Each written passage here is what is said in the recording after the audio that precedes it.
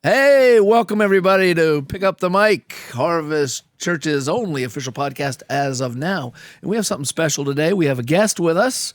Normally it's me, Mike Greiner, lead pastor at Harvest, and my faithful sidekick, who we call Top Shelf Will. Top Shelf Will Land, the executive pastor. But today we got someone else. You want to introduce him? Yeah. Go ahead. Today we got Isaac John with us, and I would hope that most of you out there are at least somewhat familiar with Isaac, because Isaac is our trusty teacher of our He Has a Plan class. So Isaac is our resident smart guy, Professor Resident Isaac. Professor. Yeah. Poindexter, professor, whatever you want to call him. If you thought I was top shelf, No. you haven't seen anything yet.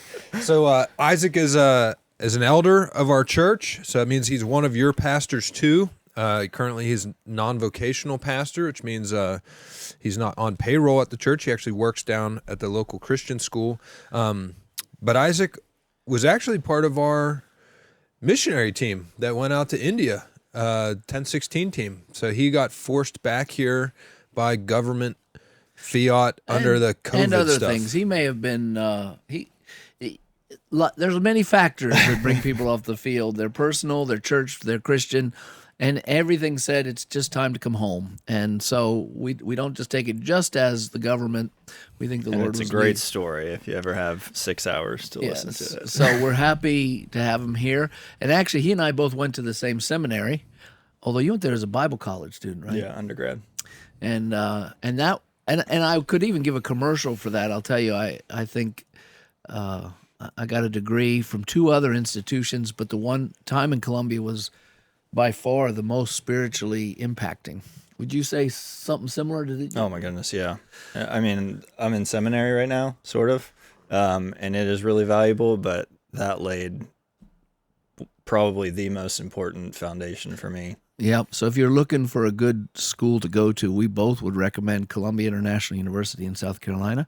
But anyway, the reason one of the things we both learned there was the importance of the Bible. You think, don't they all teach that? Not really. This school says thy word is truth.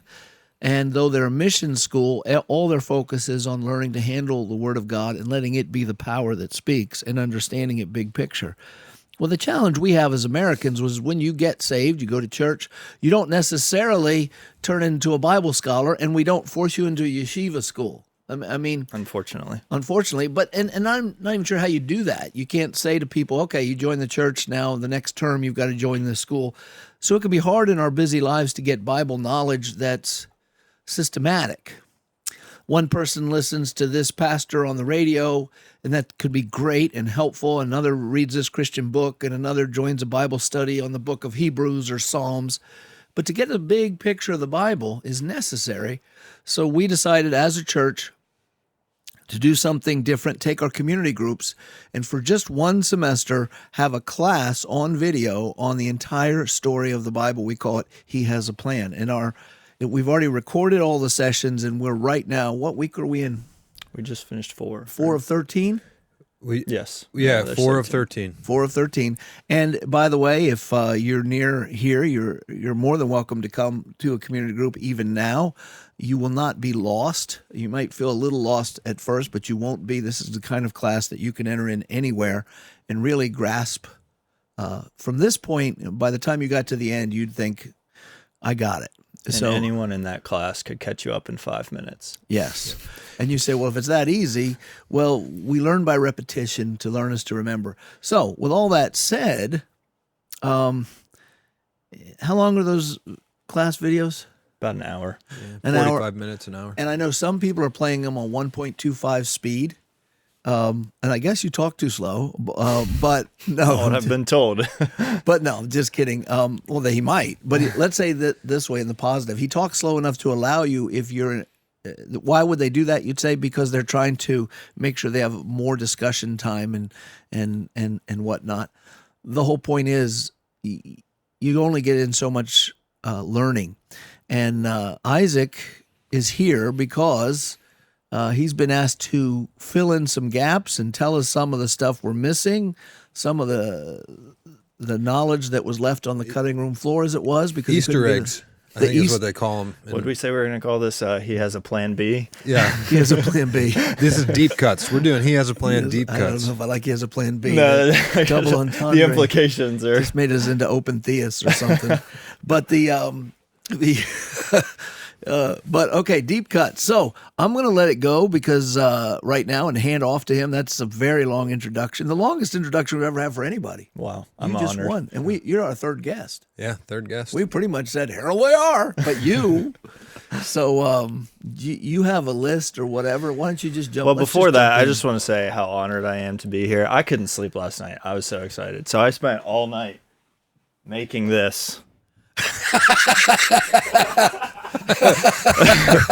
To prove, but truly, it is All an honor night. to be with you guys. Yeah, that was So, all night. Which part took the longest? That The that bubble hashtag? letters, that just in general. hashtag, do a I had to hashtag. learn. I had to learn bubble letters from scratch. For those of you who are just listening, I'm touched. I Isaac want you to know. constructed a small little sign to put in front of him that says "#1 fan," And it is I true. believe. It is Yes, true. it took him all night. And looking hilarious. at the back of it, I can see it's a fine piece of wood he used. You know, it seems like your Top-notch cardboard. 15-month-old toddler might have helped with Ouch, that a little man. bit. No, I She think can't spell, you jerk. that looks like a Van Gogh It's a sore to me. spot for her. It All looks right. it's such a good piece of art. Pretty soon, an environmentalist wacko is going to come and throw Campbell's soup.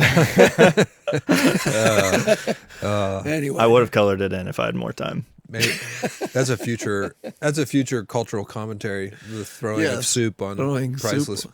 priceless works of art. Yeah, I saw a great meme. It was this doctor talking to a patient. Patient's like, "Doc, I'm so helpless and depressed about the end of about the weather." And doctor's, "What'd you do?" He said, "I threw Campbell's soup on fine art." And she says, "Do you feel better now?" Fixed it. All right. Well, today Isaac's, he's given us a smattering of topics we could go into. I'm sure if you guys out there had known we were doing this, you would have plenty of questions for those of you who are going through He Has a Plan, but we didn't give you that opportunity. So we're going to answer our own questions, and I'm just going to take them as you laid them out because there's some stuff in here I feel like we could talk about forever. Did you read the list? I'm hoping you're surprised by the list. I actually saw the list. As soon as I saw Table of Nations, I stopped reading. Awesome. Good. Okay. And said- we got a surprise for you. And I said, let's just let him be the expert. Okay, Smells. so we're going to constrain ourselves at this point in time to really just the book of Genesis. So you guys are going to be hearing this a little bit in the future. At this point, you're probably up through Judges, maybe even into Samuel and starting the reign of the kings in Israel. So we're going back to the beginning, Genesis 1 through the end of Genesis, maybe even the story of Joseph and the Israelites being in Egypt is what we're going to focus on today. So I love your first one because I have no idea where this is going. So in Genesis 10 is where we get the first table of nations. So this is after the Tower of Babel. Right before the Tower of Babel. Right before the Tower of Babel. Which is an interesting place to put it. Okay, so in your lesson, you viewed this as a fast forward. So when you did we have a plan, or he has a plan. We don't have a plan. He has a plan. You did a little fast forward symbol here. This is a fast forward. But you say it's not exactly only a fast forward. It's a more in-depth look of how the earth is filled in different places and who it is filled with as the nations are scattered, right? Yeah. Walk us through this. What do you want to talk about as far as the table of nations? And I got Genesis 10 open here. Well, so this stems from, first of all, I have to listen to myself at community group and wonder how people listen to me talk all the time. But it stems from, as I watch these videos, I keep thinking, oh, I wish I had time to include this. I wish I had time to say this. And then like sometimes you'll be up on stage or even in this podcast and mention it, and I'll think, oh, that I left something out, but really there's so much content you can't talk about everything, and so you just got to stick to the point, which is seeing the plan of God working out. So you can't always dig into, which we should add Melchizedek into this list because he's in Genesis 14. You can't always jump right into how does Jesus fit in the priestly line through Melchizedek when you're trying to get an overview of the Bible. So we wanted to do this to just to kind of set some intrigue and to show that there's so much more. It's not We're going to just talk about Melchizedek. I think we should. I mean, I we're in love Genesis, that. right? I love Don't Melchizedek. get distracted, gentlemen. We're on Table of Nations. Nations. We're getting there. We actually have to jump back to chapter 6 eventually too. But yeah, so and we talked about like these three core stories: the creation story, which goes up through chapter 4, Adam, Eve, Cain, and Abel, and then the fall. Yes, yeah, right. Fall into sin, the problem. Right, that sets the scene for everything, which is all founded on the first two chapters. The first two chapters are so important to the Bible, even though they are so short. What we're seeing in chapters 1 and 2 is like God's plan for how He wants things to be, and we see that it's important because we see it in Revelation too. Our Bible ends with the same story. Like that's what God is trying to restore, and so everything built on that. But the fall changes everything, and it turns out that between the two gardens is the entirety of our Bibles minus 4 chapters. So God is wanting us to learn that lesson of how does sin affect the world, what is your role and responsibility in sin, and what He's going to do about it. So anyhow, when we get to chapter 10, this is after Noah. This is after God's great reset. He regrets making man, but He chooses to restart with one righteous man and his family. They get off the boat. We see that they're still sinful. In fact, one of the things that I didn't mention in there in our class is that when they step off the boat, Noah, we haven't even had the whole scene of Noah being naked and the weird scene with his sons yet. When they step off the boat, God says, I should have marked this. He tells them right away that every thought of man's heart is wicked. So I guess we did mention birth. it briefly in class. Do you know what verse that is? Do you have that there? I don't know. I think it's 9, but I can't even remember myself. I'm Or looking at the wrong chapter. 8 or 9. Yeah, it's somewhere in the end of 8 or beginning of 9. Anyway, and so it's before we have an explicit and obvious chance to see that man is still sinful, and God says that He's going to make man live only 120 years because every thought, every intention of man's heart is evil continually. It's chapter 8, verse 21, for those of you trying to follow along. Let's read that, because I think there's something really cool in here, too. Is Noah just worshipped, right? That's it. And the Lord smelled the soothing aroma, and the Lord said to Himself, I'll never again curse the ground on account of man, for the intent of man's heart is evil from his youth. And I will never destroy every living thing as I've done. A chiasm, a chiastic construction, for those who know what that is. So he says, I'm not going to curse the ground because man is evil. I'm not going to curse. Again, He already had cursed the ground. But here's the wild thing to that, to me, is He says, I'm not going to kill all the men again because they're wicked. Seems backwards. It's the same thing. The reason I killed them all is because they're wicked, and the reason I'm not going to kill them all is because they're wicked. How do you reconcile that, Professor? I'm the professor, right? Okay. Yes. I certainly am not. That is actually untrue. Yeah, I think that it's like God is saying, okay, that, as if He didn't already know, but that didn't fix the problem. Sin is still the issue. Now, didn't God know it wouldn't fix the problem? Of course He knew that, but we're being told for our sake, probably, that we're stepping off the boat. We have this great act of worship. Noah builds the altar. God's pleased with the smell, and almost like a relent of, okay, the sin is still the issue. Sin is still the problem. Sin is still going to be the thing that we focus on, but that's not how I'm going to treat it from now on. I'm not going to destroy the world like that.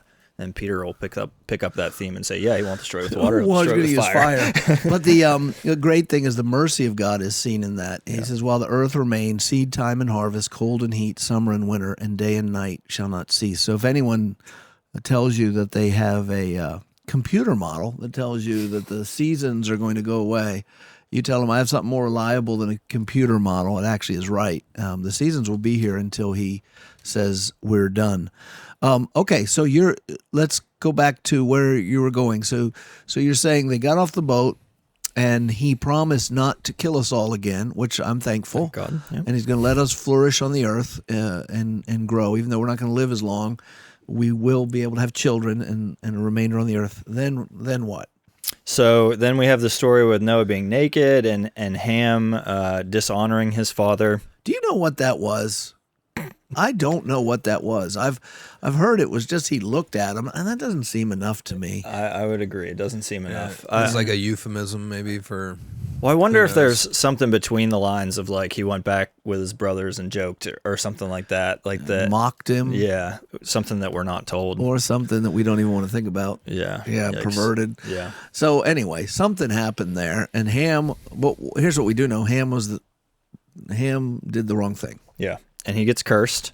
In fact, he's called Canaan in verse 25, which is important for what comes next. Verse 25 of what chapter? Sorry, chapter 9, verse 25. Ham is also called Canaan. That is the land that he will go to, which if you're looking at a Bible map, which I'm sure you all have memorized, Israel is the center focus. East of that, north and southeast a little bit, is the land of Canaan. Or no, sorry, Canaan is Israel. I was thinking of Assyria. Yes. And Babylon. So yeah, the land of Israel, the land that they will eventually get to, the Israelites will get to, is Ham. That's where he goes. So then we immediately come into chapter 10, and my Bible titles it "The Nations Descended from Noah," and so we focus on the three sons. And it is a fast forward, a genealogy to get us to the next story, but most people would probably point it to something more important, which is the three areas that the sons go to. One, Ham goes down into Africa. If you notice, his descendants' names look like some names that we're familiar with. Verse 6 of chapter 10, the sons of Ham: Cush, Egypt, Put, and Canaan. Egypt there showing that the places that they go eventually take on their names. So Ham's family goes south to Egypt and a little bit in Canaan. Shem and Japheth, one of them and their descendants go east to what will become Babylon and probably parts of Assyria. And then one of them, it seems like, goes northwest. And these become like the four probably main powers that we see, especially throughout the Old there's Testament. three of them. Why did you say four? I said four because Egypt and Canaan. Canaan itself will be isolated because of Israel. So we have Israel throughout the Old Testament with three main world powers that they often are fighting against. In the southwest is Egypt and Africa. In the east is Babylon/Assyria. And in the north is Syria, without the AS at the beginning, Syria. And these places and these peoples seem to come directly from Noah's line. One of the things I've found very interesting. Well, everyone comes from Noah's line. Yeah, true. Yes. But the focus being that now we have these major areas populated, and they will be the major players of the rest of the Old Testament story. But only one of them is called out. The Israelites put in that place in Canaan, and they're constantly having strife between these other places. In fact, they'll spend significant time in Egypt. On their way up to Canaan, they'll have strife with people who are there, like the Edomites from Esau's line, and they'll eventually, spoiler alert, be taken captive by Assyria and Babylon, respectively. Mm-hmm. So these nations be like someone listing out football teams, and they list your favorite team and then your top three rivals. Mm-hmm. It's setting the scene for where the scriptures are going. But let me jump in before you go farther. Just hold your thought. A little comment on that. The placement of Israel in the land of Canaan is the worst placement if you don't want conflict, right? Right in the middle. Yeah. Because it's they call that area the part of the Fertile Crescent. And like this guy Egypt, when I think of this, I get excited. I wish someone would write more books. We have enough fantasy books. We have enough elves and wizards, which I like. But someone write books about this period of time. Could you imagine being this guy Egypt? You find the Nile. You're like, hey, and nobody's there to fight. You can just take it, and you set up, and then, so you got people going different directions. But the Should Nile. we get into the conspiracy theory about the pyramids being made with the rocks being carried with people's voices? No. No. We're going to leave all those stupid things out. Special episode at some distant point in the Yeah. never future. Yes, in the middle of the night when we're making signs. The so here's the wild part is if you're a traveler and you want to go south to this beautiful land near the Nile, you've got to go through Canaan. And if you're in the beautiful land of the Nile and you hear about those nice areas that would become Persia, you've got in those nice rivers, the Euphrates and the Tigris, you've got to go through Canaan. And if you want to go look at what will become Greece and Macedonia, Italy, unless you take the boat, which you may not have invented a good enough boat yet, you got to go through Canaan. So they're a highway country, so it's rife for strife. And they're blocked on the west by the sea. They're blocked on the east by a desert. They are the bottleneck the bridge that everyone has to cross. For all you hunters out there, since we've used hunting metaphors before, I mean, Israel is the pinch point. Like if you look geographically on the map, everything pinches down right there with seas below, seas to the west, mountains and desert. Like it is the travel corridor that everyone has to go through to any other direction. Along those lines, if you are thinking, I want to build a nation and keep it safe until it's so big, the thing you do is you grab Abraham and you pull him sub-Saharan Africa. You go way south to where it's green. Mm-hmm. And no one's down there yet. And no one's going to go down there that often. I mean, we won't have boats to figure out how to get there for a long time. He could have created Israel in a place where he could have literally got them to 2-3 billion people and still have plenty of room, plenty of resources, then had them go out. Yeah, they could have been China. He could have taken them up to China. He could have taken them up to what's Europe. At that early time when the population of the world was small, God said, we're going to put them right in the middle. Yep. They're going to have maximum interactions with people that are not being called out by God. And, okay, so, I don't want to get into the next thing in my brain. Go ahead. I'm handing it back to you. I find that fascinating because now I'm thinking about Genesis 12, where as soon as God calls Abram and says he's going to put him in this land, there's a famine and he has to leave and he has to go to Africa, not sub-Saharan Africa, but he has to go to Egypt, northern Africa. Yeah. But that's not that far. Right. And then he comes back. Yeah. And Egypt will become a symbolic place where you go if you're faithless. And then Babylon is symbolic of what? The pride of man, perhaps.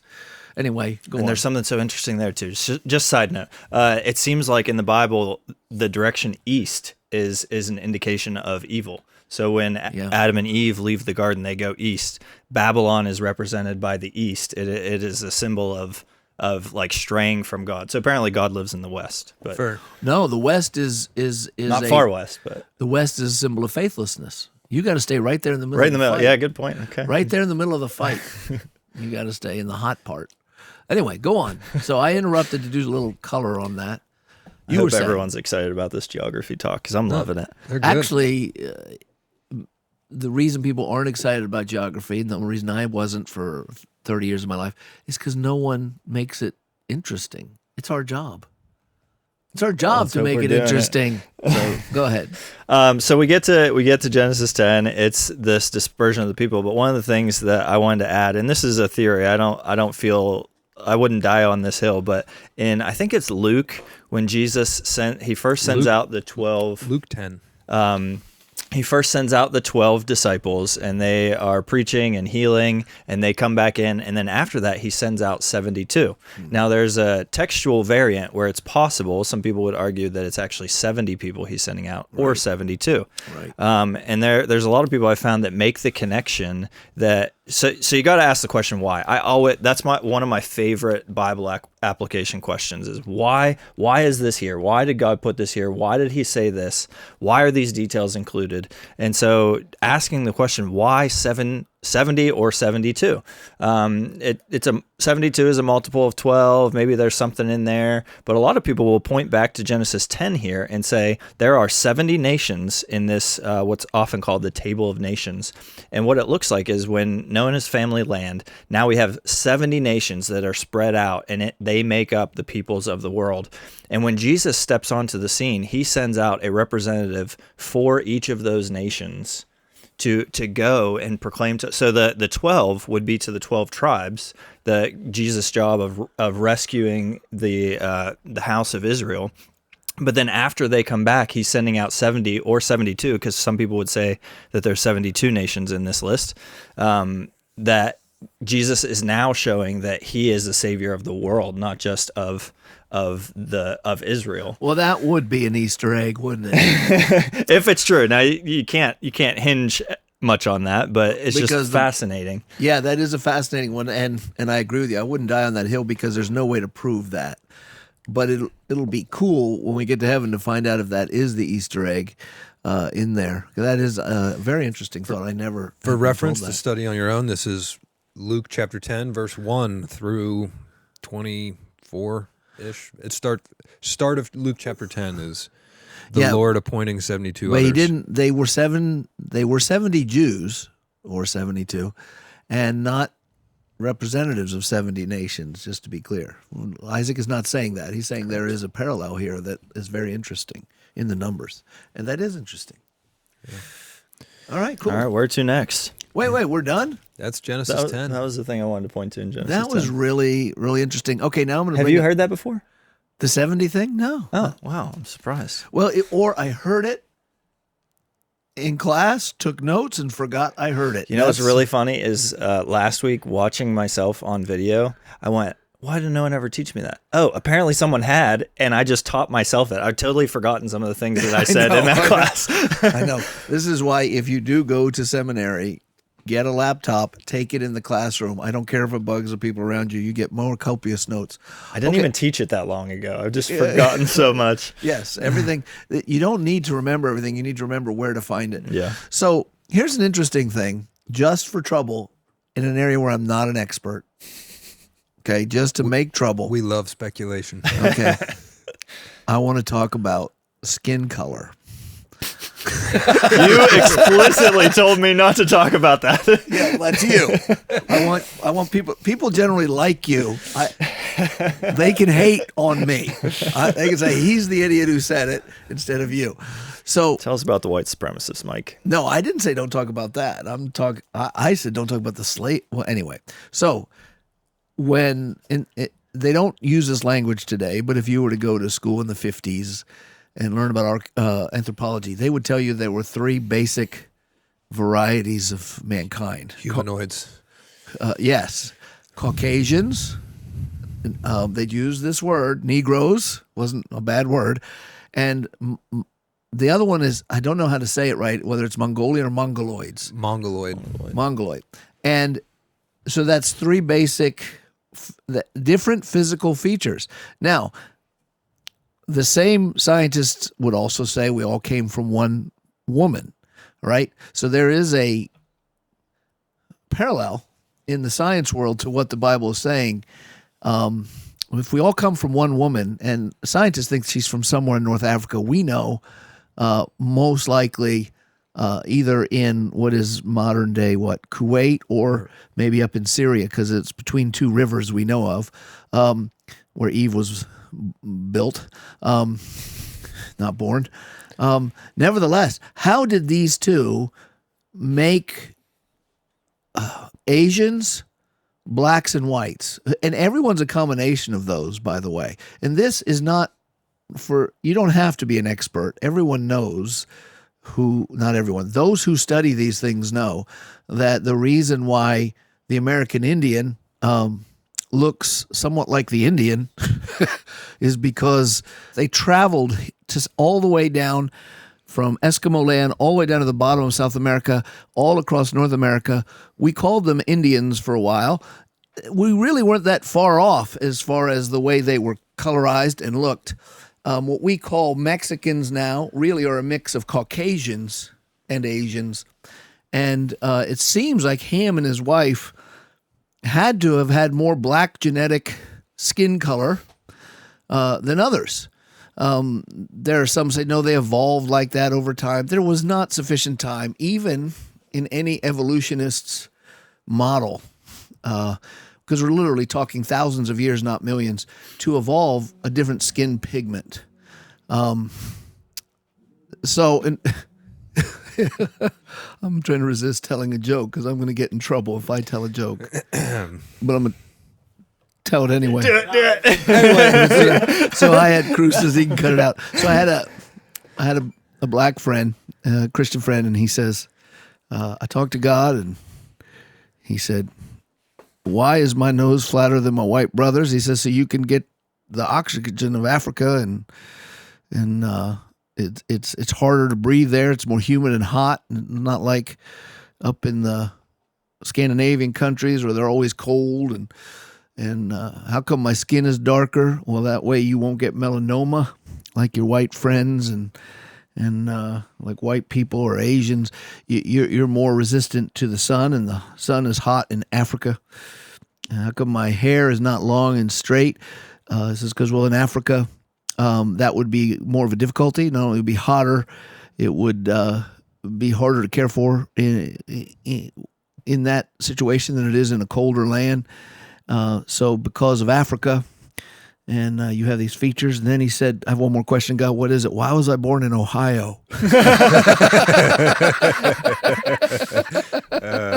to predict where that was headed. I could. Okay, here's what we all know. All men are equal before God. There is no ever justification for anyone saying anyone is better or worse because of skin color. Can we talk about the white supremacist thing so we can squash it? Yes, let's squash it. Tell what it is, and then we're going to squish the white supremacist idea. So some white supremacists will point to the end of Genesis 9, Noah's story with his sons, and say, okay, look, we see Ham, who's also called Canaan, going down to Egypt, and he's been cursed. And so all of the people in Egypt are made lesser humans by God's curse, and that's why black people are subversive? We're slaves in America. Well, no, like that's why they're lesser than white people. That's why they're less human. Yes, but that's not the case. Maybe this text is pointing to why the Canaanites are going to get kicked out of the land, why Abraham and his descendants are going to have to destroy them at best. That's what it's talking about. But we can go right back to Genesis 1 and 2 and point to the fact that, no, Ham is still made in the image of God. He still has value. He just did the wrong thing and is punished for it. And furthermore, we're all cursed by sin. Right. Yeah. And you want to say something? Yeah, I mean, I think the reason we touched on this whole ethnicity thing, from a few minutes ago till now is just because this really isn't, it's a fringe idea nowadays. I think most people would be like, what are you even talking about, these fringe white supremacist groups? But it was not an uncommon thought, a century ago. And really it was just people looking to justify their sin, which is what they do nowadays. Exactly the right. sin of the slave trade in Africa. Yep. You need, when you're going to institute sin systematically in a society, because the law of God's written on your heart, you generally are seeking some sort of justification so you don't feel so guilty all the time. And this is just them trying to justify their sin back in the day of what they knew was wrong. Right. And by the way, the idea of slavery is as old as the human race, and it's not race-based. People have always been held as slaves by people. There's no one here doesn't have a grandparent who didn't own a slave or was a slave.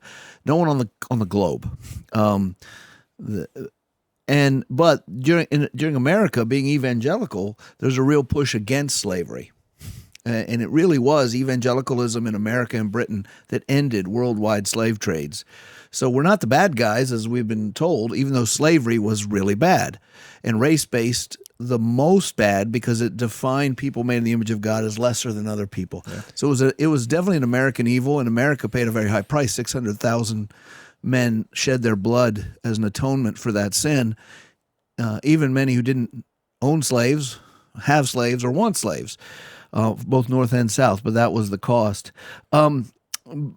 But I want to also point out the Mormons have said that black skin is the mark of Cain. Also, Mormon is American religion. It's a false religion made up by a guy named Joseph Smith, and he wanted to say white people could become gods, but black people couldn't because of the mark of Cain, which is black skin. That would later be undone. I don't know why Mormonism always gets a pass. I don't know why Glenn Beck says he's a Christian. He's not, because he's a Mormon. Mormonism justified sin right in the talk.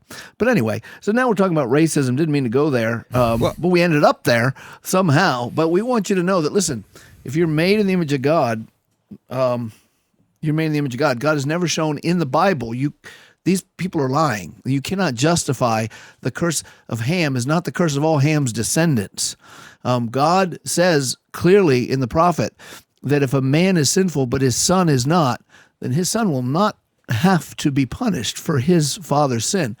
And furthermore, you got the very first believers were mostly going to be from the non-Jews were North Africans. That's where the very first believers were, as well as, early Persians and early Greeks.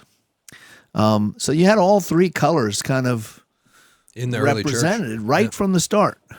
Yeah, and then the other general thing I'd say, as three of your pastors sitting up here talking about all this, the thing that comes to mind for me is just the general admonishment, the general caution. Something you never want to do is purposefully misread the Bible in obvious ways to justify a sin that you want to stay in. I find that particularly distasteful. It happens all the time, but where you clearly read what you want to read into the Bible that's very clearly not there. I mean, this idea of women pastors. Even pastors, in a light little that way, one that's up. why we said we won't die on the hill of the 70 or 72, because you don't get to read the Bible the way that is most intriguing to you. You have to rely on the author for the meaning. And could you just hold that thought? I know you got one and you got one. Could you say what you mean again? Rely on the author. What do you mean by that? The author is the one that expresses the meaning in the text. And so we use context and word meaning and things like that only to find what the author intended. And we have two authors. We have the human author and the inspiration of the Holy Spirit. So it's whatever the author intended is the meaning. And so when we look at Luke 10 and think, oh, this could be a cool connection, but the author isn't making it, we don't get to go much further than that. Unless God, because there's no indication Luke thought that, because he didn't say that. If God, speaking through Luke, wanted to put that Easter egg in there, and he says it in another part of the Bible, then we can. Okay, what were you saying? Yeah, right along with that, we're doing the He Has a Plan deep cuts here. You can't get to Genesis 10 and use it as justification for racism or ethnocentrism, whatever word you want to use, when clearly the whole big picture that we're learning about and He Has a Plan is that all of mankind's made in the image of God. You see that right off the bat, Genesis 1-2.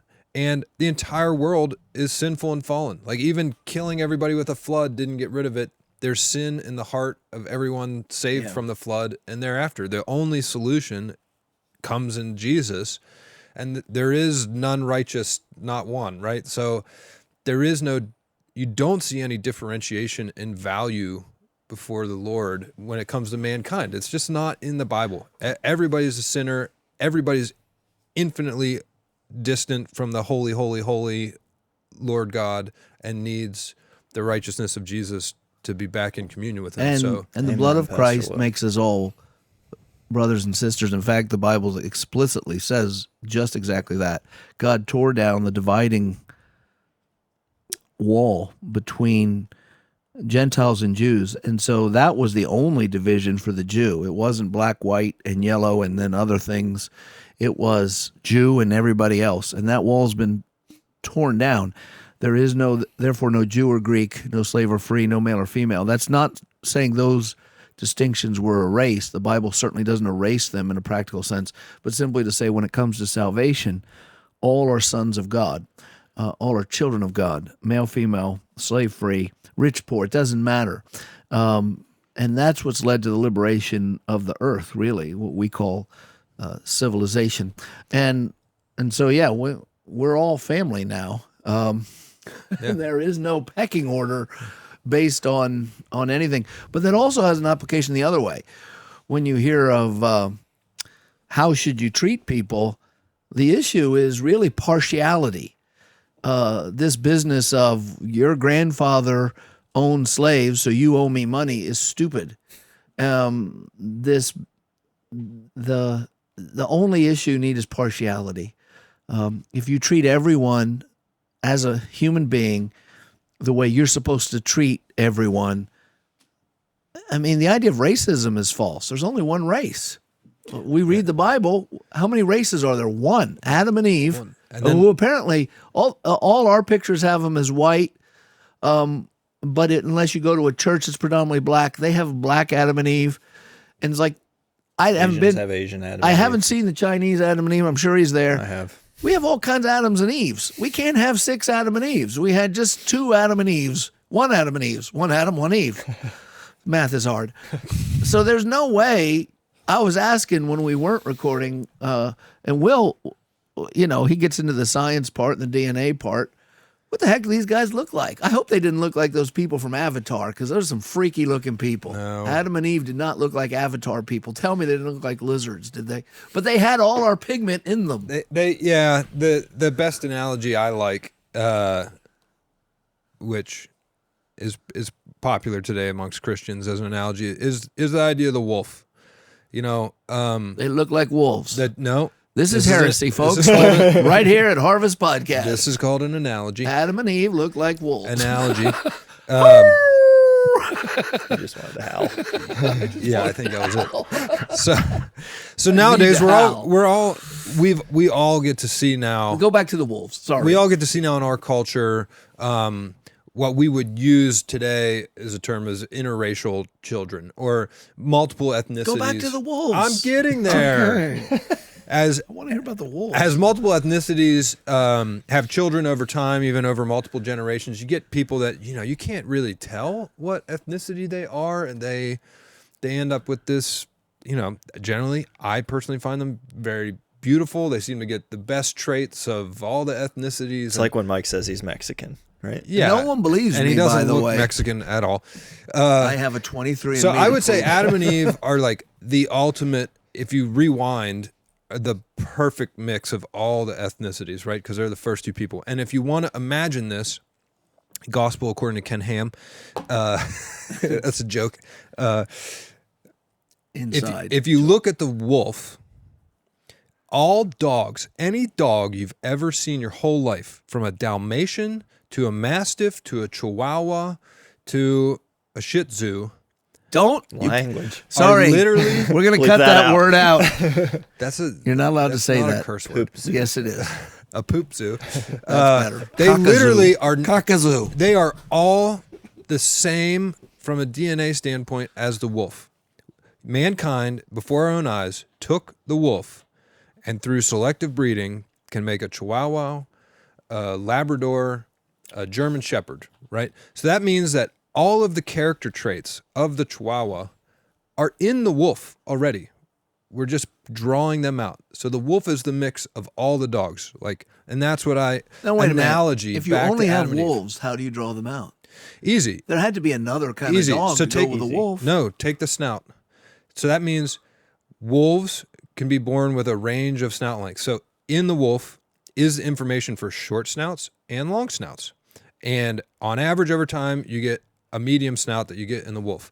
Well, if you have 2 wolves that just have especially short snouts, You make sure they breed. and you make sure they breed, and then out of all their puppies, you take the 2 that have the shortest snouts and make sure they breed. Over time, you're losing, what you're essentially doing is you're losing the information to make a long snout. You're not gaining short snout information. The short snout information was already there. What you've lost is the information on how to make a long snout. So over time, you just keep getting puppies with only short snouts and shorter snouts, and you can end up with a boxer. But that does not change the other streams coming off the long-snouted wolves. Correct. So that means the wolf has information for both long and short snouts, and when you breed towards the boxer, you're losing the ability to make a long snout. You've cut out the information on how to make a long snout, so it's just not there anymore. So that's why he's top shelf Will. That's why I was thinking the same thing. That's why we call him top shelf Will. But listen, I want to know who thought getting the bug-eyed wolves. Cause you ever see them dogs got them big old bug eyes? My sister People has like two him boxers. bug eyes. I don't like him bug-eyed look. Somebody said, we got two bug-eyed wolves here. Let's breed them. I'm reeling us back in. I feel like we Mike will beat sick this his dogs horse. on your Chihuahua as yes, well. yeah. And there was a Chihuahua that was 13 years old that lived next to my house, and its name was Taco. And Taco was actually the pet of one of our pastor's aunts, Pastor Fred Neal's aunt. And she's passed away since then. God bless her soul. So she forgives you finally. Well, she does. And she would let her little dog out, but my dogs had these little electric collars. And at one time I had 4. Shouldn't have had 4. I had the mom, the dad, and then the kids kept pups, so we had 4. And they were okay on their own, but they act kind of like a pack when there's 4 of them. And the most timid one. Are we getting a kill a Chihuahua story? Is that what's happening? You didn't see that coming? The most timid one was named Jamal. I named him Jamal. What race did he descend from? People, I feel free ethnically to call my dogs from anywhere. I could have called him Hao Chin. I could have called him Steve. Any. I called him Jamal. And Jamal was so afraid of people, he would never go near people unless he felt comfortable with you. But our dogs did hunt small critters. But they stayed. I could walk off the back of my acreage there, and they would all sit on that line. They know where that shock is. And so then I got my neighbor called and says, your dogs? And he drove his truck onto my land because he didn't want to face the horde of dogs who never hurt a person besides Alpha, but I put him down. In any case, he said, they just killed the neighbor's dog. And I said, that's impossible unless that dog was on our land. No, they went over and got him. I said, not possible. So I walked across my lawn. All 4 followed me. They stopped like they always stop. And they just sit there. I walked to my neighbors. I'm standing on her porch. She says, your dogs came over here. One of them came and got them and took them back. And they killed my poor Taco. I'm like, wait a minute. This is impossible. Which one? The brown one. I'm like, well, they all kind of brown. Jamal looked like a dark German Shepherd, short little dog, or medium. And I figured out that's the one she's talking about. And I said, well, it wasn't him. He's the most timid. No, this dog came over, and to get my dog, and when he saw me, he growled and he was going to get me. So I ran back inside. And then, next thing I know, my dog's gone.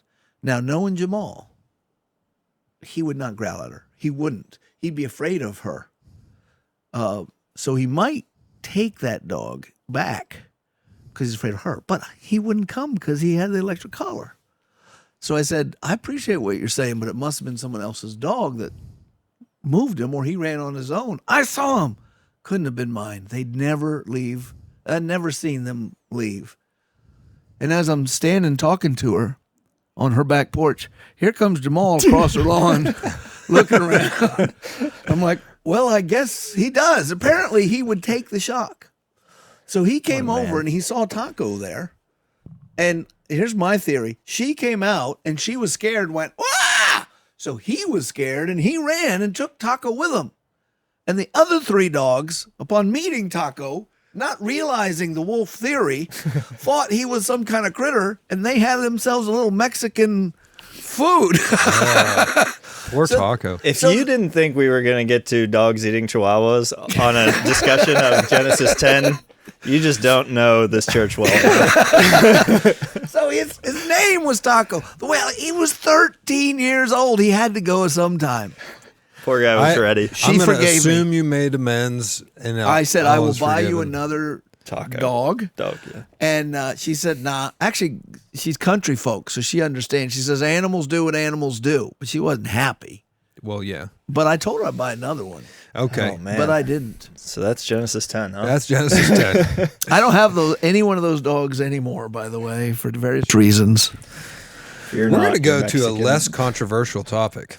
Then And we're going to bounce to 6? Genesis 6. Yes! So excited about Genesis 6.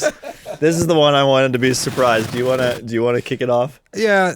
So we're probably not going to linger here long, Yeah, I don't know. but we have to touch on it because people want to talk on the Book of Enoch so much in Christian circles. I put this on the list because Mike specifically said, if you I don't- are interested in the Book of Enoch, you're an Go idiot away. or something like that. and that'd be you. Yep.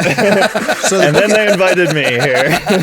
the Book of Enoch, it gets talked about a lot in Christian circles. I don't want to skip over it because it's something that you're likely going to come into contact with someone who wants to talk to you about it at some point in time. So, all right, Professor Isaac, Very who short. is Enoch? Let's just start there. Okay, Enoch. I don't even remember where he's mentioned. Early on in Genesis, He Enoch is mentioned. He's before Noah. Yeah, Okay. he's one of the sons of Adam. And he is what? One of the 3 men in the Bible that don't die Yes.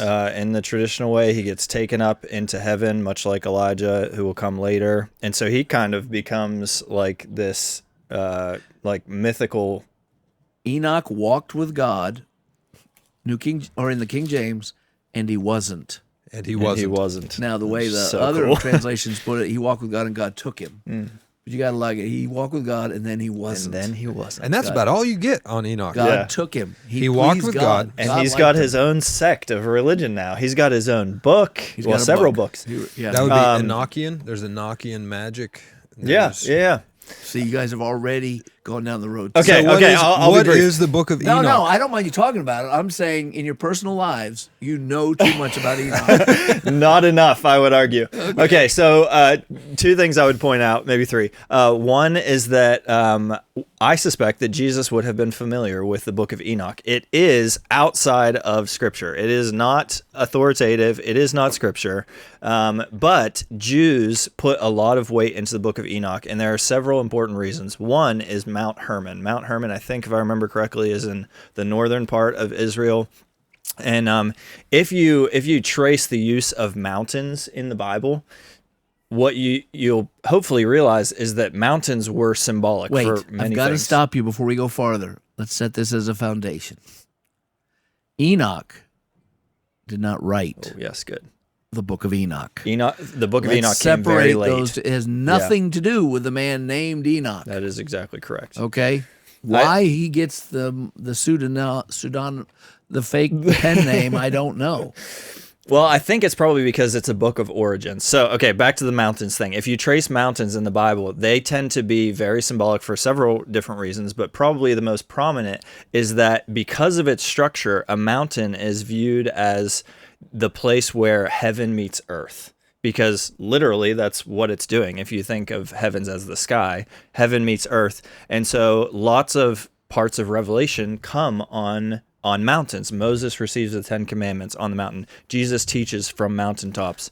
Abraham sacrificed Isaac, or didn't, Elijah confronts the prophets at Mount on a Carmel. mountain. So mountains are very have a lot of symbolic weight to them. Now in the book of Enoch, there's so many details we don't need to go into, but in the book of Enoch is like where the evil parts of heaven, as in the rebellious angels who become demons, come down to earth, and then this whole mythology flows from it. Why were we talking about this? Oh, because the beginning of Genesis 6, because it's so important for Mike. It is important to me. The beginning of Genesis 6 bears a lot more weight, it seems, in Jewish circles than in Christian ones. We all see Nephilim in 6:4 and are like, this can't really be a race of giants. But the book of Enoch says that, and even there's allusions to it here in Genesis, that when angels interrelate with humans, that this race of giants come. That doesn't say that in the Bible. Well, that's why I said the illusion. The sons of God saw that the daughters of man. So figuring out what is the sons of God and the daughters of man, and how do they relate to this thing called the Nephilim. We don't need to finalize that. I'm just saying why there's so much mythology around this. And so the book of. By the way, what just to hit that real quick, there's arguments over what the sons of God versus the daughters of men are. Yeah. And with no answers. One is that these are angels, and they're like, dang it, I got to get me some of these human girls. They're so hot. Another is that they're just humans who are breaking the pattern of righteousness by chasing after any women they want. And I can't tell you exactly who's right or who's wrong, and nor can anyone I know. I do think it's a contrast to verse 26 of Genesis 4, when it says, then men began to call upon the name of the Lord, which I think is the first time the Lord is given the name Jehovah or Yahweh. I think. What is it? I see it in earlier in chapter 4 Yahweh. as well. It is Yahweh, but it's not the first time. Where is the first time? I see it in chapter 3 as well. Where? The Lord God.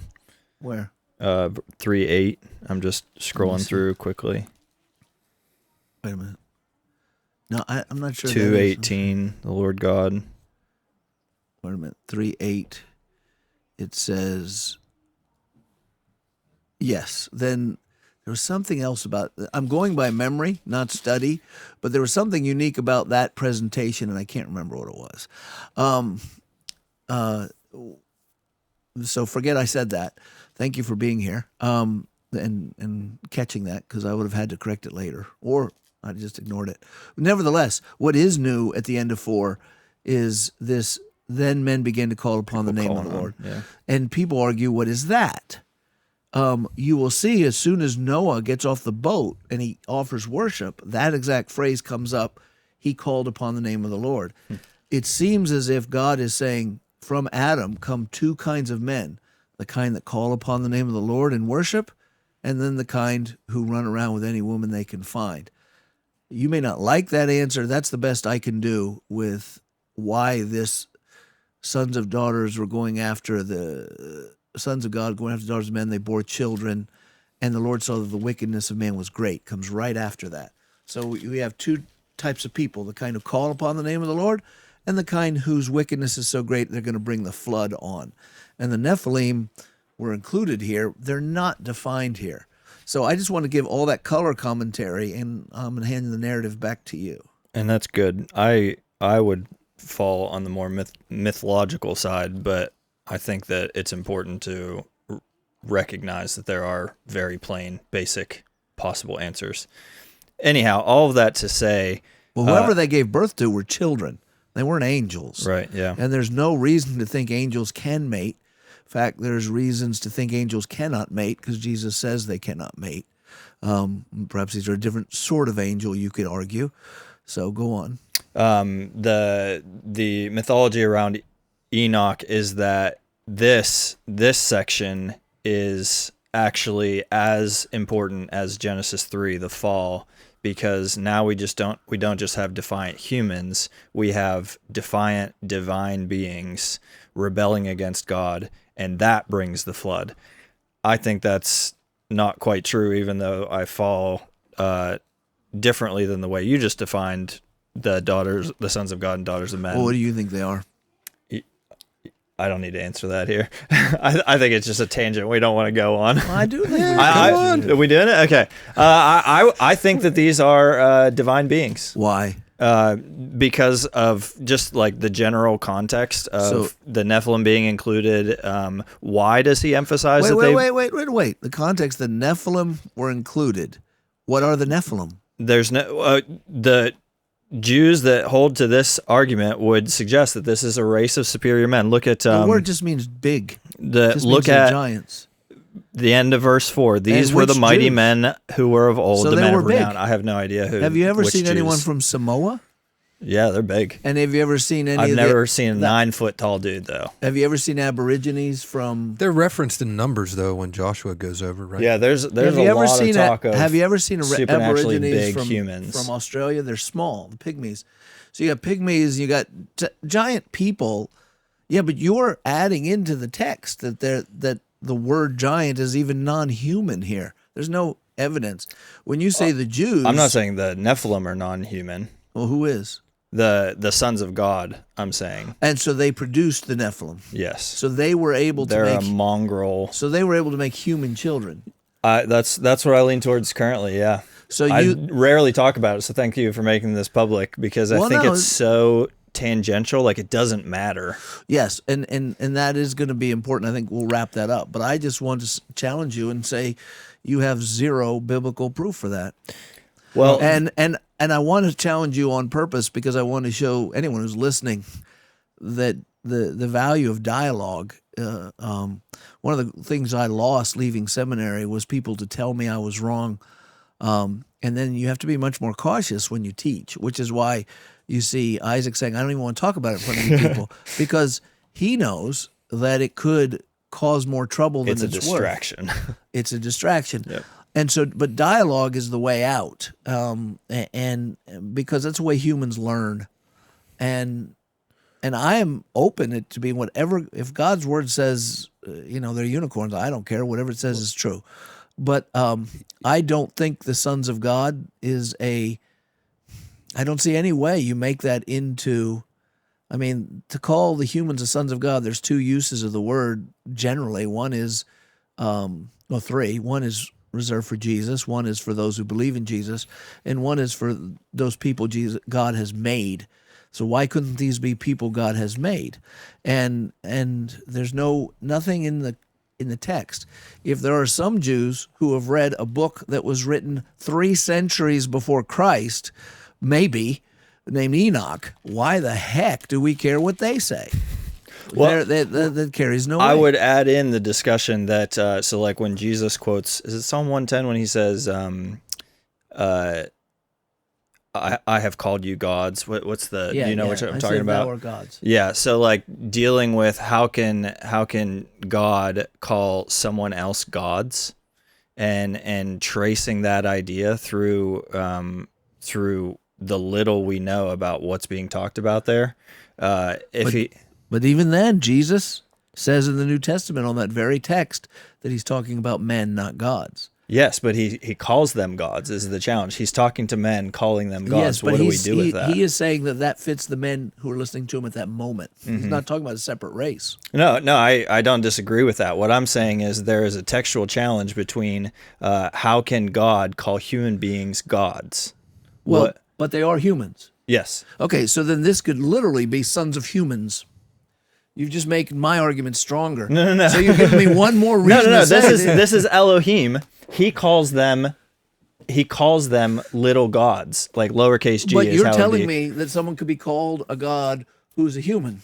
So then, if these could be sons of little gods. No, this isn't the same Hebrew word. Okay, I see what you're saying. You're saying no, this is sons of the God. Yeah. Okay. Nevertheless, there's no reason. We spent longer than I thought we were going to. There is no reason in the text to think these aren't humans. You have to go extra biblical to come out of the idea, and if you're extra biblical, you're not on something reliable. You're right. Yeah. Well, you're supposed to push back. No, but that's what I come to. That's an important conclusion to get to, because if you're distracted from the point of this text, which is that humans are wicked and God has to punish sin, then like it's a worthless conversation to have. And here's the important part of why I said what I said, and perhaps it was too flippant, and so I appreciate this conversation.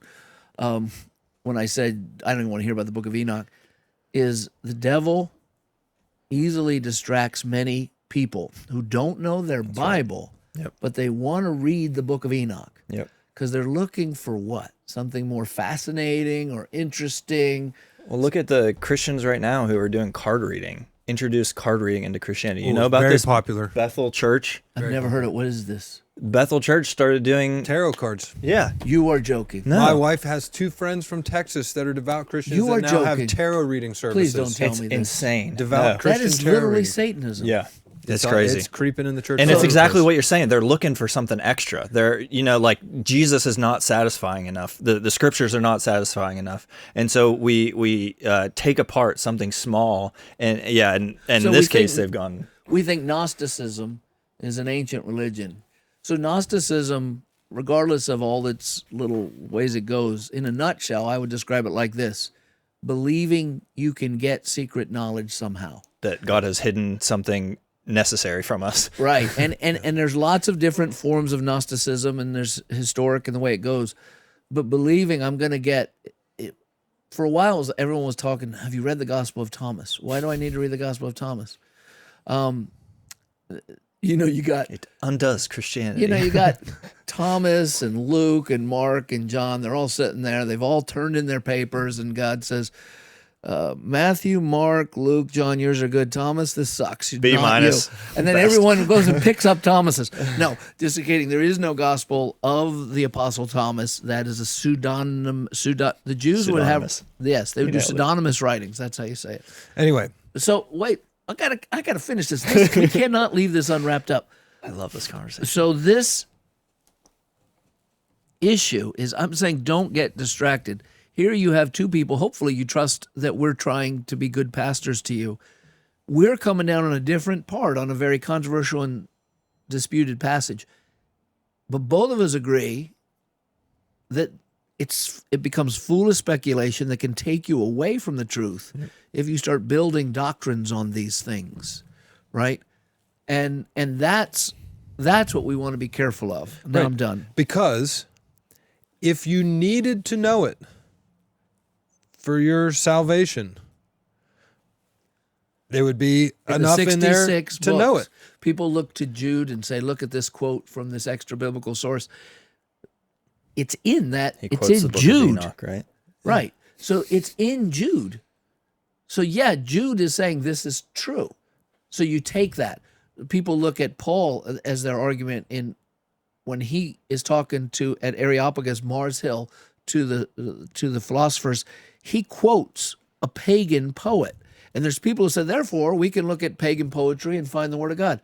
No, the reason you know that God is speaking through him is because it's in the Bible. Right. Here are very And only clear the words. segment that was included in the Bible. Yes. He probably cut out the So- parts that were no good. Yeah, so I would say the takeaways here are Read the book of Enoch. Well, after you have an established theology. the Bible is wholly sufficient, right? I mean, that's the base? That's the base here, is that the Bible is sufficient for everything that you need to know. If you can't come to understand it well, clearly, it's not laid out clearly to you in the Bible through study and reading with the pastor, then it might be something interesting to pontificate on later, but it's unreliable if it's outside the Bible, may or may not be true. Bits might be true, and you'll never know exactly which bits are true until you're in heaven. And unless you have the story down of the Bible, what's in the Bible as like your first and greatest priority, it is a distraction. Like if it's distracting you from knowing the story arc of the Bible and the Bible in and out, then maybe you should cut some of that time to save it for learning Well, the Bible If better. you get so bored of reading this that you have to go to the book of Enoch, someone's got to teach you to learn. Someone's got to teach you how to read the Bible better. So let's bounce this right back here and say, I would say it's an indicator of spiritual sickness if you find the book of Enoch and the book of Thomas, or a constant flood of end times teaching, even as that you find that way more interesting than studying the Bible, it's probably an indicator that you have a spiritual disease. You either are not saved or you're saved and you're completely useless to the kingdom. You're immature. There's nothing wrong with being curious. I read lots of non-Christian things, and reading the book of Enoch, there's nothing wrong with that too. But if your tendency is, I need to find truths about God from these places, like a tarot card, instead of the Bible, it is an indicator you're not balanced. It could even be witchcraft. You wouldn't call it that, but the Bible would, where you're looking for knowledge outside of the Bible. When it comes to end-time prophecy, I wouldn't say that's witchcraft, but an unhealthy obsession. It can become idolatry. I've known people who wouldn't miss a doggone revelation talk for their life, but they sexually will sleep with anything with pants on or off. They don't live a Christian life, but they think they do because they stay up on they will leave a church if they don't talk right end times theology. Satan wants to push us off. We are Christian in The Pilgrim's Progress by Bunyan, trying to get to the end of a journey, and Satan comes in many ways to try to pull us off. That's why I said so flippantly on that podcast, I don't want to hear about the Book of Enoch.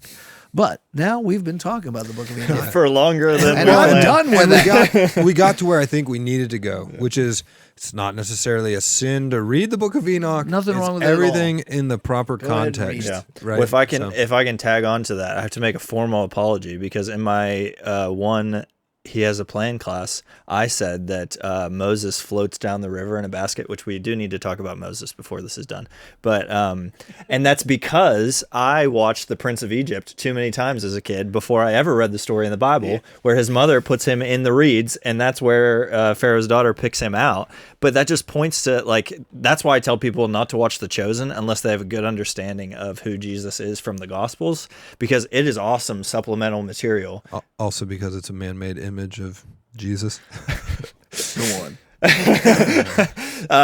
That's why, like, I don't plan on letting my children watch cartoons of the Bible until we've discussed the story and they have a grasp on it, because I don't want that influence, which is always creative and therefore askew from what the Bible teaches, being the thing that they have to overwrite from Scripture, which is what I have to do every time I talk about Moses, because I only think of the Prince of Egypt in my mind. I know, and I have been the buzzkill. Raising kids, my kids were prime Prince of Egypt, and it was a big push by Christians, even James Dobson. They said, this is a great movie, and his point was cultural. We have to reward Hollywood when they make movies for us. When I looked at it and I said, you just made God an activist and Moses a wimp. Yeah. And the whole point, and maybe it is a good time to rail off and talk about art for a bit, because we have different personalities. And I would say there are some people who can handle more art than I can, because I want to be precise. I don't like getting the facts wrong. Are we headed to the Mona Lisa in this? Is this where? Not yet. Just kidding. Yet. But I will say, when it comes to movie, I've never seen a movie about Jesus that was helpful in me understanding who Jesus was, more than, well, let's just say this. The value, they give a little value and they take away value. Mm-hmm. And it's hard to make that movie because and I'm not against movies about Jesus, not at all. Everyone watched The Passion of the Christ? Never seen it. Well, at the time that it came out, we were all going to see it. I went to see it, and nothing against it at all. In fact, I think the Lord used it greatly to remind the world that the Savior suffered. They seem to have forgotten that. But it was also a little bit of suffering porn. I don't know if you need to endure that. Plus, it was Catholic. It was Catholic. All these Christians are going away and saying, that was great. I said, it had the Stations of the Cross. It had Catholic mythology in it that isn't even true. So then people come away and they have that idea. What is the role of art? I'm not against art at all. Serving and glorifying Christ, to answer your question. Thank you. That was excellent. Like all things, I do believe when it says you shall make no graven images, including it says things on earth or in the heavens. Like you can't make a graven image of a tree. I do think God is referring to objects of worship. Like you can draw a picture of a tree. There are some Christians who say, nope, you can't draw a picture of anything. Okay. And that's fine. I would respect. Is that your position? Of anything? Well, he made the comment about it's a graven image, or when I mentioned The Chosen. So I figured he was Well, The Chosen. Well, teetotaler. let me finish, and then I'll let you guys tell me where I'm wrong or you're right, or I don't care. But I don't think he's saying thou shalt not do art, because he actually commissions artists in the making of the tabernacle and the making of the temple in the making of the Ark of the Covenant, he actually has them make angels. The issue is worship. You shouldn't make, oh, this is for worship, or this is an image. It's that old story. The little kid is drawing a picture, and the Sunday school teacher says, "What are you drawing?" "I'm drawing a picture of God." And the teacher doesn't want him to break the commandment. She says, "Well, listen, Johnny, no one knows what God looks like." Says, "They will when I'm done." Well, you don't want to draw pictures of God, in a sense. So The Chosen bugs me the most. Now, I want you to know, you don't have to agree with Pastor Mike on this. In fact, I intentionally disagreed to start this conversation. My wife doesn't agree with me. My daughter and my son-in-law love The Chosen, and they seem to get a lot out of it. It's probably good for them.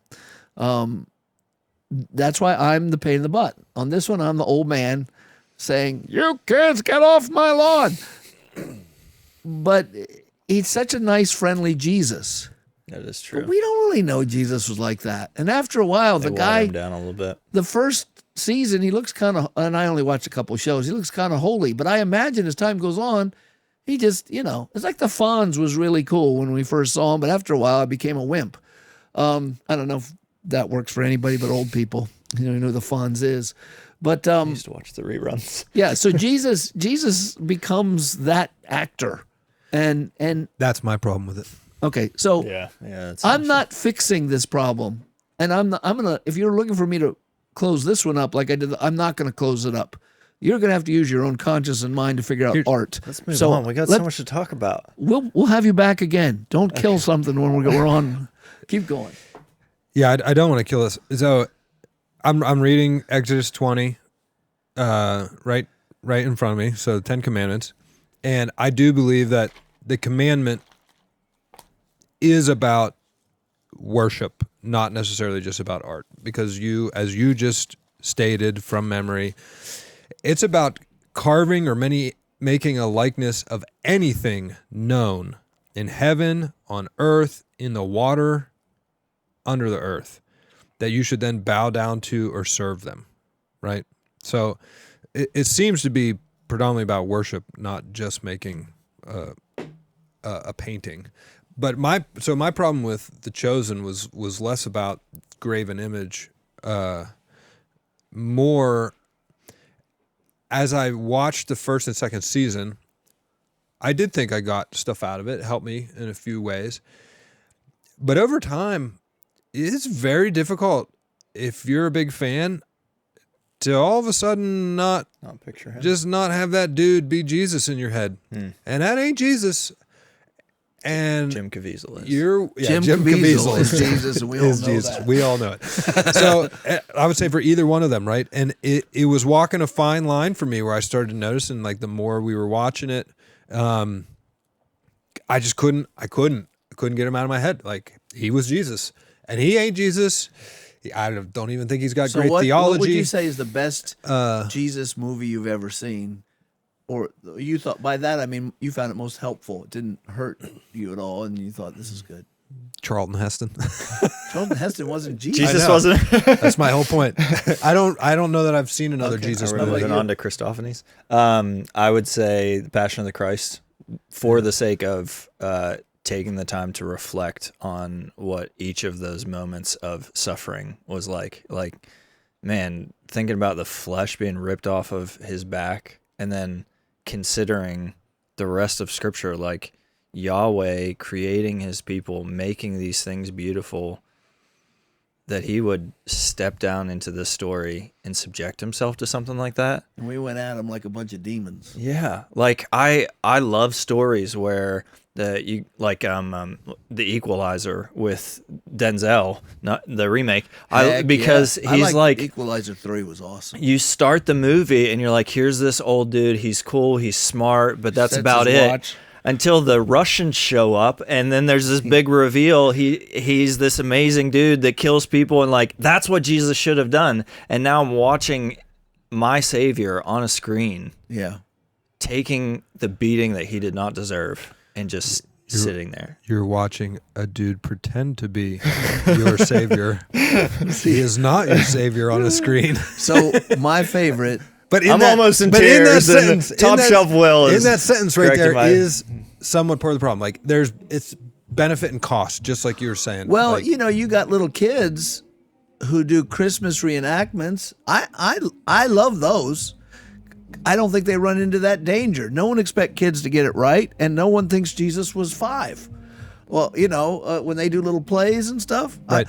For me, the one I like the best, I think it was called, I should look it up. It's called The Miracle Maker.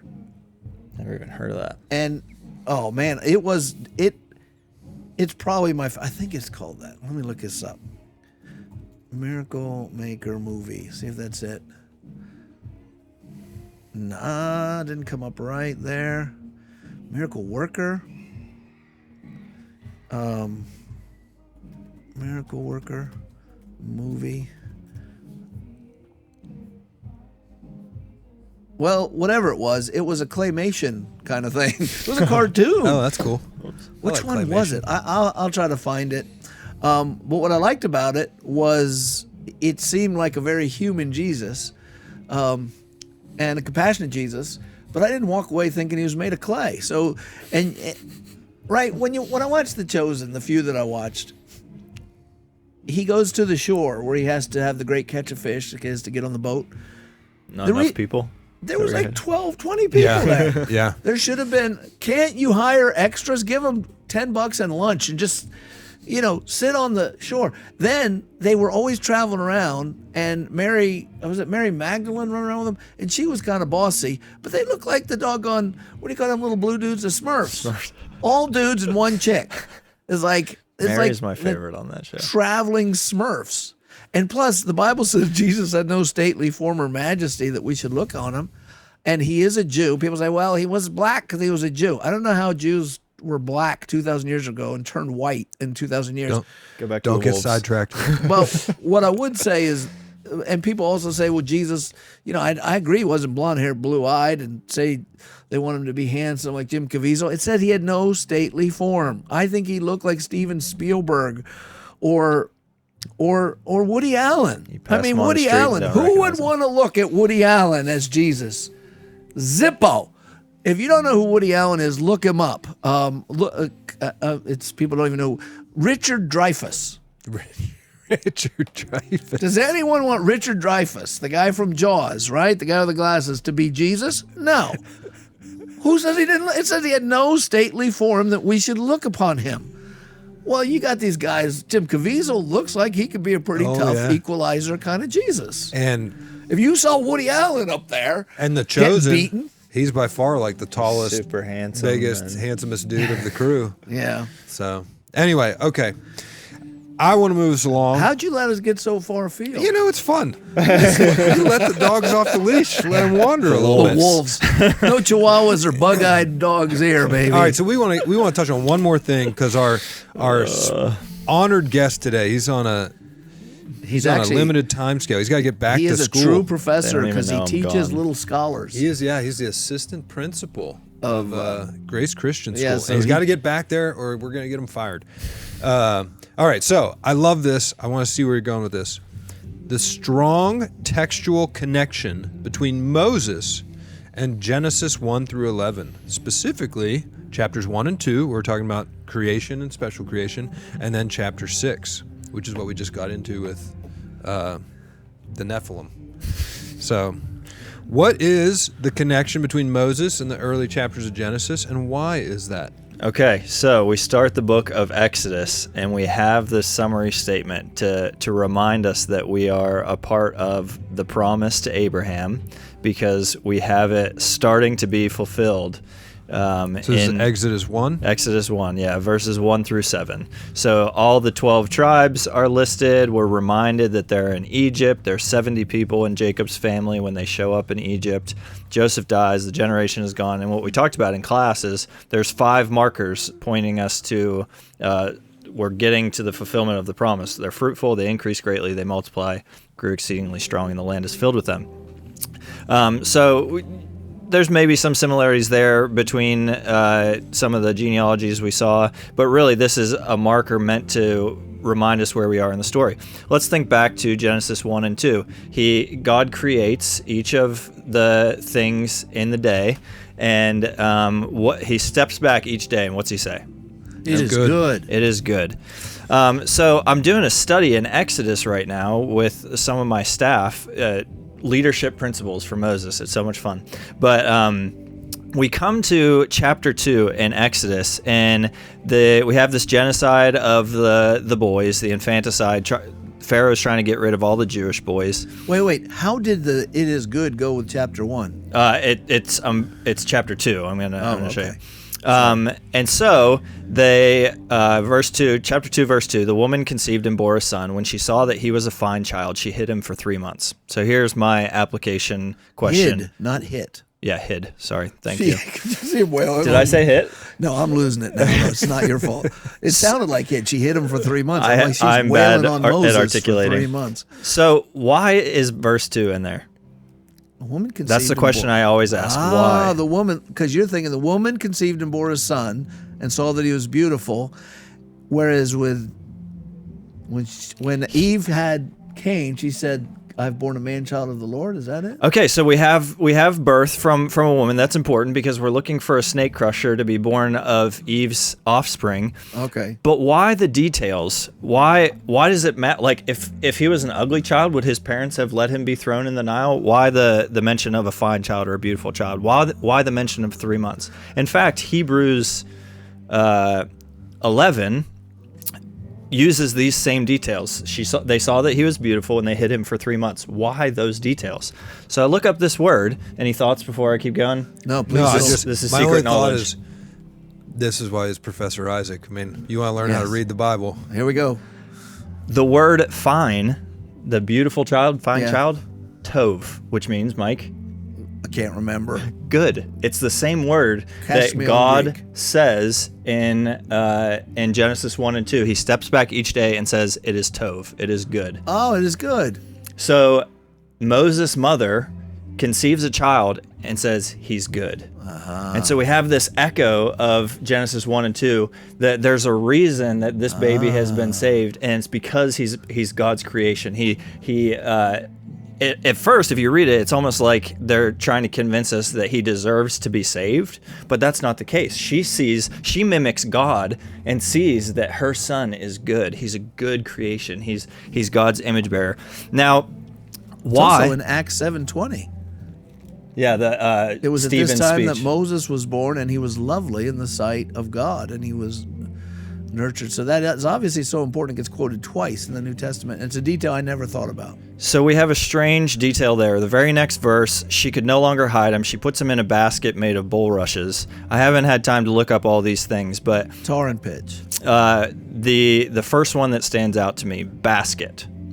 That Hebrew word doesn't get used, if I can remember correctly, doesn't get used outside of like past Exodus at this point. You want to know the first place it's used? The Hebrew word for basket here? I bet you it's going to be Genesis. Genesis 6. It's the same word for ark that we translate ark. So ark. here we have this baby being saved, this good baby being saved in an ark. And so I think what we're seeing here are echoes that are intentionally pointing us back to the book of Genesis to say, Wow. We're still looking for a snake crusher. We're still looking for the restoration to God's good creation. Very and nice. he's about to save his people through this human on an ark. Just like he did through Noah. Yeah. Man, interesting. Isn't that fascinating? It's very fascinating. And I feel like if I kept looking up some of these words, it was the fine child thing that, Well, you have that the tar really and pitch. made me start thinking about it with the ark as well. Yeah, Is I'm it pretty the same? sure. I don't same know. words? I don't know Hebrew.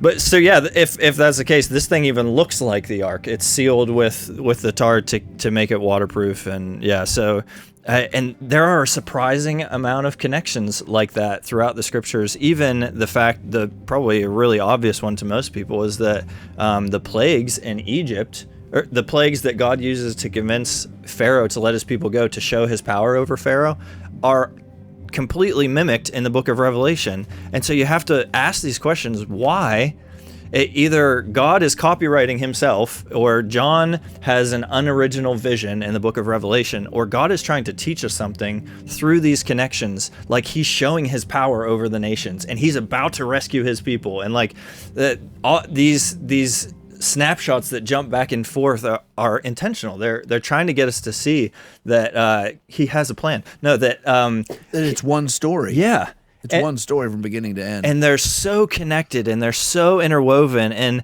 like, that's why I said about the book of Enoch, if you get so bored with this that you're going to Enoch, you're not reading it right. You haven't been trained to read it right, because it's so fascinating. It is. And I'd go farther and say, if you look at this and don't see those parallels, it doesn't matter.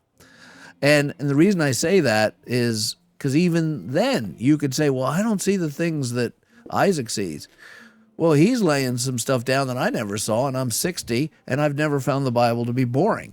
So, and if I died never having anyone point that out about the word "it is good," Wouldn't change a thing. I would still have lived a good, God-filled life with the Word of God. Mm-hmm. So we read it plainly. Let it say what it says.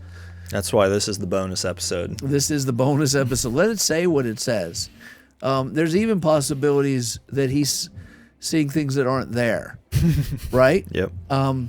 Now, that's a pretty good argument for the beautiful. Definitely, scholars throughout history have seen the plagues in the book of Revelation. And so don't discount in your study the teachings of Christians throughout time. I'm not saying that they can't be wrong. Anyone could be wrong, but that helps guide you on what you should put weight on. And also notice my conclusion. It was, this is so cool, not let's spin off of the story and find stories within stories, because there are people who do that. Mm-hmm. Like numerology, that guy Harold Camping from Family Radio, which only a few people know who he was, but he had a big following nationwide. He would buy airtime in the very bottom of the FM, mostly in most cities, and he ran Family Radio, and it was a good, very fundamentalist Christian radio station, but his own show was on every day, and he spun this horrible numerology where he would study numbers. He'd say, well, the Lord's boat was 16 feet from the shore or whatever, and that means 16 eras, and he would just say it as if he knew it was true. And, of course, he kept predicting the end of the world, and people would go around the country saying it's the end of the world, and the days would come and go, and it turned out he lied. But that is really pretty cool stuff. Good. I was also going to say, this is the time when Moses is closer to eyewitness testimony. When you first asked, why would he say that? That was my first thought. Moses' mama told him that he's a beautiful baby, you're saying? Moses' mama, she weaned him, by the way. Mm-hmm. So she really lost her child but didn't lose him. She's the one who fed him. And his sister was always in his life there, too. He always knew he was a Jew. According to the Bible, no matter what Cecil B. DeMille said in the Ten Commandments, he always knew he was Prince a Jew. Of Egypt. What's that? He doesn't know the Prince of Egypt. Yeah, which is odd. He's, whoa, I'm a Jew. Who knew? Should have just taken off your pants. You'd have known. You know, right? If I had $1 every time I heard that. I mean, right? If he would just have checked. That he knew. But he knew. But how come I'm different, brother? Well, but the point is, it's closer to an eyewitness. And in fact, that is a very interesting thing about Genesis. It really is the widest possible angle lens, isn't it, Isaac? I mean, you've got the first chapter could either be millions of years, sorry, Ken Ham, or a few thousand years. Nevertheless, it's a long time. And then by the time you get to 12, things slow down quite a bit. So we're talking about the lifetime of one man, Abraham, and then his son, Isaac. And then most of Genesis is on one guy named Joseph. But when we get to Moses' life, it slows down to a crawl.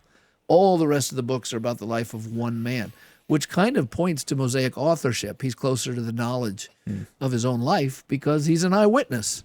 And people could tell him, this is what we did. But I never saw that. I never thought through that. And I really appreciate that insight on verse 2 and 3.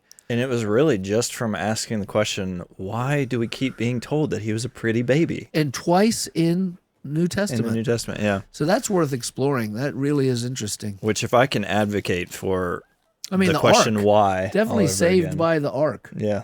right? The ark saves him, just like the ark. And Peter calls on the ark and says, just like God is able to save Noah, he's able to save you. A lot of good connections to be studied. So what, I didn't mean to cut you off. You just got me all excited about it. I couldn't stop talking It's about so it. cool. That's the conclusion. Right. So what Professor Isaac is telling us all, and then I'm going to throw it back to Top Shelf Will to end us up here. Right now, he's saying the question why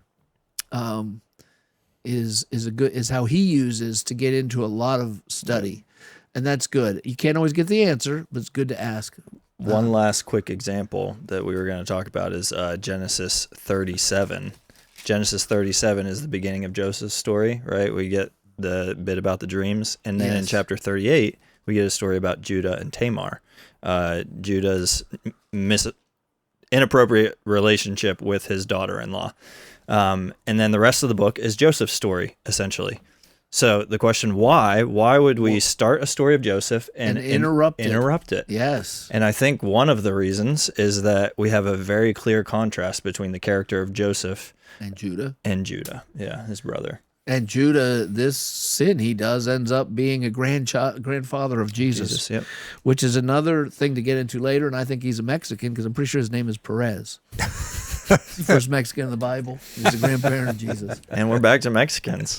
So I We didn't see that I coming. think we should get Isaac back I because would we, love to yeah. be back. we didn't even get it. We probably should give the people a month because obviously he makes us crazy.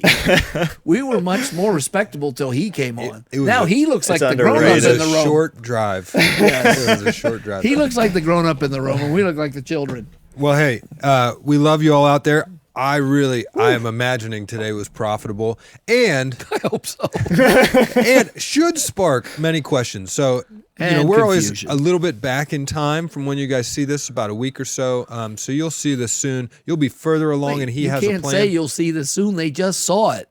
Yeah, that's right. You Oh, just man, saw it's it. I'm really bad at What this. do they call that? No, A you're time good at it. space. I'm sorry, continuum ladies issue. and It's an gentlemen. anachronistic error. As you continue to go through, he has a plan and develop questions. We can bring Isaac back on as we get further along in the story, and we'll be into some awesome different books of Oh, the I can't Bible. wait. We'll get into some craziness. Mike will back me down, and we'll just talk No, it all no. through. You already hit the one that I'm really tired of hearing. these Surely days. we can find a more controversial one. I Yes, know- we can, and stop calling it Shirley.